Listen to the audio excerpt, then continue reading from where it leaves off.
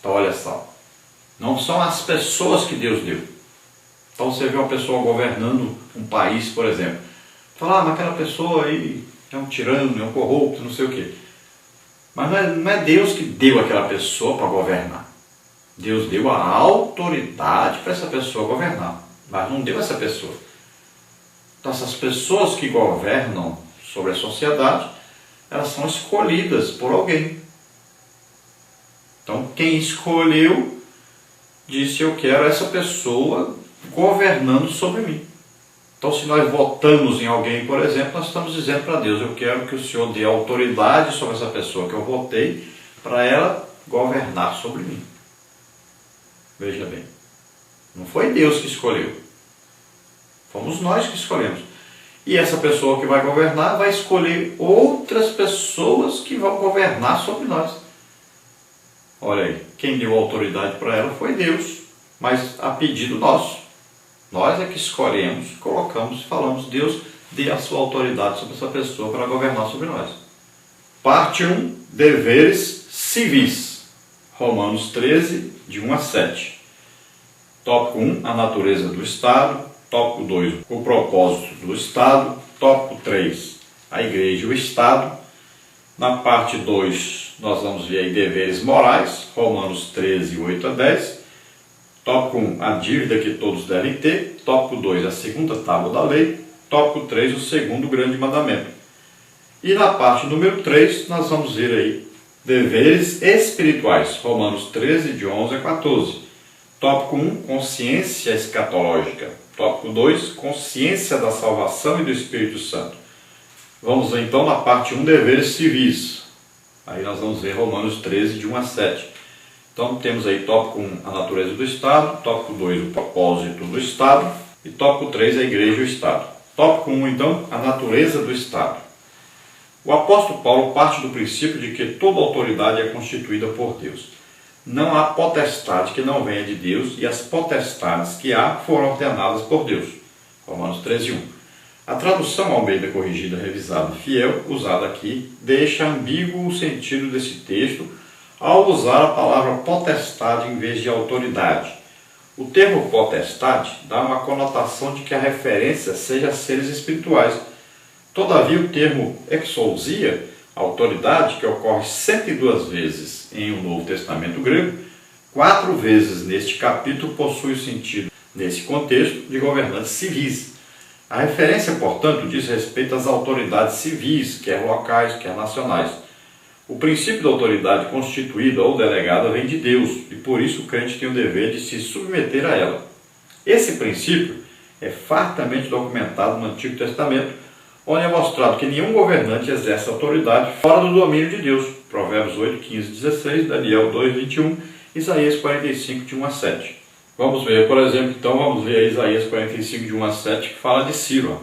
Assim diz o Senhor ao seu ungido a Ciro, a quem tomo pela mão direita para bater as nações diante de sua face e descingir os lombos dos reis para abrir diante dele as portas, e as portas não se fecharão.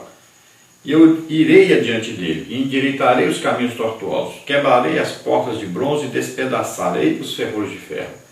Dar-te-ei os tesouros escondidos e as riquezas encobertas, para que saibas que eu sou o Senhor, o Deus de Israel, que te chama pelo teu nome. Por amor de meu servo Jacó e de Israel, meu eleito, eu te chamei pelo teu nome, pus o teu sobrenome, ainda que não me conhecesses.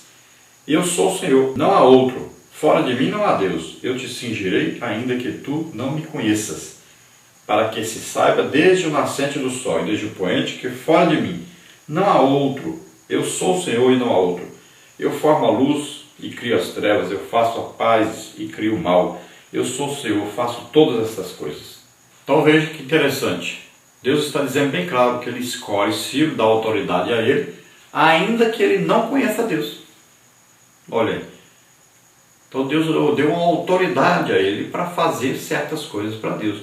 Mas Ciro nunca conheceu Deus, nunca foi crente, nunca foi salvo, mas teve uma autoridade de Deus para executar tarefas para Deus.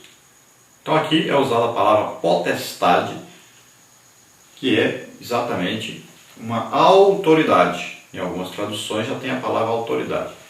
Então potestade aqui não é um anjo, né? Porque ninguém paga tributo para anjo. Nós vamos ver no contexto aqui que fala de pagar tributo. Então aqui está falando de o quê? Autoridades civis.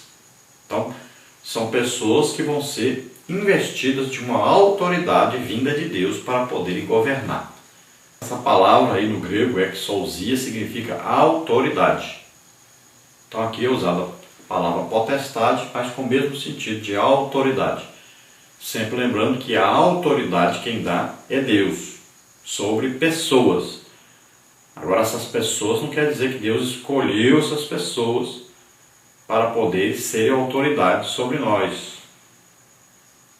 Então nós vivemos aí numa democracia, quem escolhe as pessoas somos nós, não é? Então Deus vai o quê? Dar autoridade sobre essas pessoas. Já no caso aí de Ciro, né, foi Deus quem escolheu. Ele que trouxe então Ciro para fazer o que ele queria. No caso lá de Nabucodonosor também, ele escolheu. Porque ele queria trazer juízo sobre o seu povo, para corrigir o seu povo. Então ele deu autoridade sobre uma pessoa que ele escolheu para levar o juízo. Olha só. Agora no nosso caso, os nossos governantes, não foi Deus que escolheu. Nós é que escolhemos. Era como a mesma coisa que nós chegarmos para Deus e dizer: eu estou colocando essa pessoa aqui para exercer autoridade sobre mim. Então o Senhor deu autoridade para ela exercer autoridade sobre mim. Nós é que escolhemos essa pessoa. Deus só vai vir com a autoridade sobre a pessoa que nós mesmos escolhemos. Tópico 2, o propósito do Estado. Então a natureza espiritual de governo civil está no princípio da autoridade a ele delegada. O propósito da sujeição do crente à autoridade constituída, segundo Paulo, é especificado em Romanos 13, 3 e 4. A razão dada é a promoção do bem e a punição do mal por parte da autoridade. Em outras palavras, a manutenção da ordem. Sem obediência à autoridade, corre-se o risco de se cair numa anarquia. É por isso que o apóstolo diz que o governo é ministro de Deus para a promoção do bem comum, bem como para frear o mal. A palavra ministro no grego é diáconos, vocábulo que mostra o princípio divino por trás do governo humano. São ministros a serviço de Deus, mesmo que sejam governantes pagãos, como por exemplo os imperadores Ciro e Nabucodonosor. Então, Isaías 45:1, Daniel 4:17. Olha aí o que diz Daniel 4:17. Esta sentença é por decreto dos vigias e esta ordem por mandato dos santos, a fim de que conheçam os viventes que o Altíssimo tem domínio sobre o reino dos homens e o dá a quem quer, e até ao mais humilde dos homens constitui sobre ele. Então aqui é aquele caso de Nabucodonosor, né? Que ele passa a pensar que ele é um animal e começa aí então até comer as ervas do campo, andar pelo campo, na chuva, no frio. Então ele se comportava como se fosse um animal, tipo aí uma loucura, né? E Deus fez isso para quê? Para que ele soubesse que quem tem domínio sobre as pessoas é Deus, ele que governa. Nabucodonosor já estava achando que ele era o próprio Deus, porque ele tinha autoridade sobre o povo de Deus. Então Deus mostrou para ele que a autoridade vem de Deus. O domínio sobre tudo existe por causa de Deus. É Deus que está no controle de tudo. Por isso nós temos que respeitar as autoridades, sabendo que essa autoridade que está sobre essa pessoa vem de Deus, não importa quem é a pessoa. Imagine se nós fôssemos de repente achar assim: não, nós não vamos mais pagar tributo porque aquele que está governando mal, está gastando dinheiro no lugar que não devia, então não vou mais pagar tributo. Então na igreja seria a mesma coisa. Nós diríamos: o pastor não está empregando dinheiro corretamente, às vezes está enriquecendo, comprando para ele uma fazenda, um carro novo, deixando de investir na obra missionária, deixando de investir aí nos prédios da igreja e tal. Aí o que acontece? Todo mundo para de dar o dízimo. E aí você está transgredindo o quê? Você está ofendendo quem? Você está indo contra quem? Contra Deus. Não é contra aquela pessoa. Sobre ele está uma autoridade vinda de Deus para governar sobre nós. Nós podemos o quê? Fiscalizar onde está sendo empregado o dinheiro, devemos orientar, devemos pedir e tal. Mas não podemos insurgir contra a pessoa, porque essa pessoa está investida de uma autoridade vinda de Deus. E nem podemos parar de dar o dízimo, porque você dá o dízimo não é para a pessoa, você está dando é para Deus. Veja bem, você está investindo no reino de Deus. Então aquela pessoa está usando incorretamente. Mas se nós deixarmos de dar, nós estamos transgredindo uma norma de Deus. Nós estamos deixando de fazer aquilo que Deus nos mandou fazer para Ele. Então nós fazemos por causa de Deus. Agora é claro, devemos fiscalizar, orientar, ajudar, para que esse dinheiro, essa oferta, esse dízimo, seja bem empregado na obra de Deus. Assim também como o governo. Por isso nós escolhemos vereadores, deputados, senadores, porque eles vão ser os nossos fiscais para fiscalizarem aquilo que os governantes estão fazendo com o dinheiro dos impostos que pagamos. Veja bem, esses são os fiscais. Então os vereadores, deputados, senadores, nós escolhemos os fiscais e Deus dá então o quê? Uma autoridade para esses fiscais, para eles fiscalizarem aqueles que nós mesmos escolhemos para governar sobre nós. Tópico 3, então, a igreja e o Estado. Paulo mostra que a sujeição por parte dos cristãos às autoridades deve-se primeiramente por razões de obediência. Nesse caso, o crente deve submeter-se ao poder coercitivo da lei, pagando impostos e tributos. É interessante notar que Paulo fala de dois tipos de tributos nesse capítulo, foros e telos.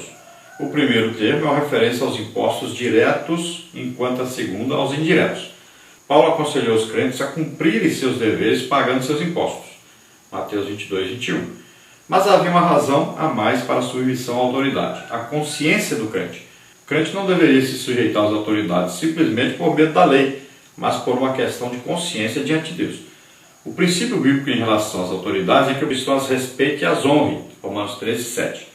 A desobediência civil só se justifica no caso de conflito entre a lei humana e a divina. Atos 5, 29. No caso de governos que decretam leis injustas e estados totalitários que privam o exercício da fé, o cristão, em razão de sua consciência para com Deus, deve moldar-se pela palavra de Deus, para isso, estando disposto a assumir todas as consequências de seus atos. Então veja bem, Paulo ensina aí, no versículo anterior, falando que as autoridades, quando você faz bem, ela vai te elogiar, vai te ajudar. E quando você faz mal, ela está ali para te punir. Então ela vai servir de juiz, de executor de uma sentença contra você se você fez o mal. Então as autoridades existem para isso. E Paulo aqui agora explica que o Estado funciona de maneira que nós temos que respeitar essas pessoas que estão governando sobre nós. E sempre nossa mente deve estar direcionada sobre a autoridade que Deus deu sobre essas pessoas para governarem sobre nós. Então, quando nós pagamos os impostos, os tributos, nós estamos o quê? Financiando a sobrevivência dessas pessoas que foram investidas de autoridade para governar sobre nós. Na verdade, nós estamos o quê? Dando esse dinheiro para Deus. Porque nós respeitamos a unção ou aí a capacitação ou a autoridade dada por Deus sobre essas pessoas para governarem sobre nós. Então elas vão ter que ter sustento e vão ter que ter o quê? Um dinheiro que vai ser empregado em benefício das pessoas. Então os impostos são para retornar, nós mandamos para lá e eles vão retornar para nós em forma de benefícios, dentro do quê? Da saúde, da educação, do transporte, das rodovias, energia elétrica, água. Então, vão retornar para nós com coisas que nós precisamos para a nossa sobrevivência. Também o quê? A segurança. Então, são várias coisas.